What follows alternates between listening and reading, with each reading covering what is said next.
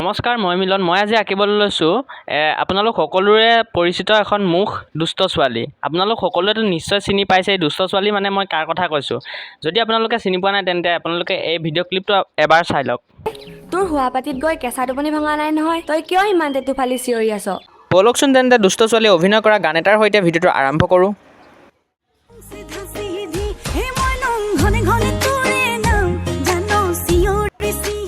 এই ভিডিঅ'টোত যদি দুষ্ট ছোৱালীয়ে কমেণ্ট কৰে আৰু কলাবৰেশ্যনটো একচেপ্ট কৰে তেতিয়াহ'লে মই ইয়াৰ পাছৰ পাৰ্টটো আপোনালোকৰ মাজলৈ আগবঢ়াই দিম। যোনবিলাক সৰু সুৰা ডিটেইলিং আছে সেইটো মই ছেকেণ্ড পাৰ্ট হিচাপে বনাম।